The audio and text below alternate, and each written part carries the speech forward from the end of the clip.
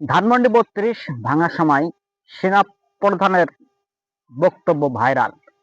তিনি ছাত্র জনতাকে উদ্দেশ্য করে বলেন, রাষ্ট্রদ্রোহী অপরাধ হয়েছে, এখানে ওনার অস্তিত্ব আমরা কেন রাখবো? ভাই এইখানে তো আপনার আমাদের দেশেরই তো মানুষ, সব জায়গাতে সারা দেশেই অস্তিত্ব আছে। আপনি কয় জায়গার অস্তিত্ব নষ্ট করেন?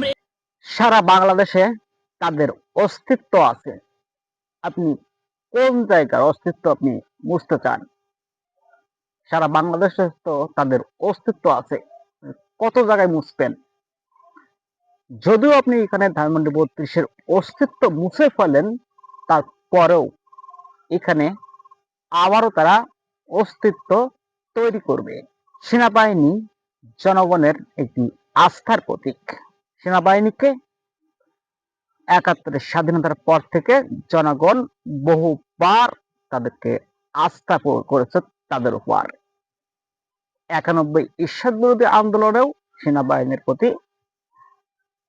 আস্থা রেখেছিল জনগণ।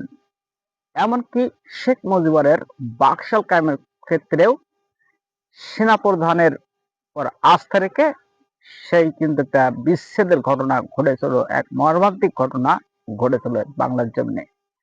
তখনও কিন্তু সেনাপ্রধানের একটি আস্থা ছিল জনগণের প্রতি। সেনাপ্রধান কিন্তু জনগণের পক্ষে ছিলেন, কোন দলের পক্ষে যান নাই। তিনি জনগণকে মুক্তি দিতে চেয়েছিলেন। ঠিক তেমনি ২৪-এর গণউত্থানে শেখ হাসিনা পতনের ক্ষেত্রেও সেনাবাহিনী তাদের জায়গা থেকে জনগণের পক্ষ নিয়ে একটি গণউত্থানের ঘটনা ঘটেছিল। সেনাবাহিনী কিন্তু পক্ষে ছিল। সেই সেনাবাহিনী কিন্তু ছাত্র জনতাকে উদ্দেশ্য করে বললেন, আপনি কোন কোন জায়গায় অস্তিত্ব নষ্ট করবেন? সারা বাংলাদেশে তাদের অস্তিত্ব আছে।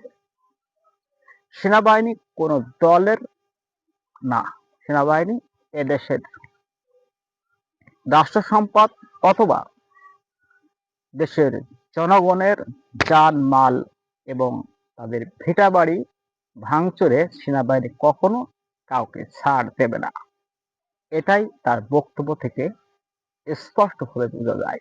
তিনি আরো বলেছেন, সভ্য জাতিরা বিচারিক রায়ের উপর বিশ্বাস করে, আর অসভ্য জাতিরা এই সমস্ত করে লোকের বাড়ি ঘরদোর ভাঙচুর করে, একটি অরাজকতা তৈরি করে। সেনাবাহিনীর এই বক্তব্যকে জনগণের পক্ষে বক্তব্য বলে আমি মনে করি, এবং সেনাবাহিনী দেশের জন্য একটি বড় আস্থার প্রতীক, জনগণের আস্থার প্রতীক। সেনাবাহিনী সারা জীবন জনগণের পক্ষে থাকবে আশা করি।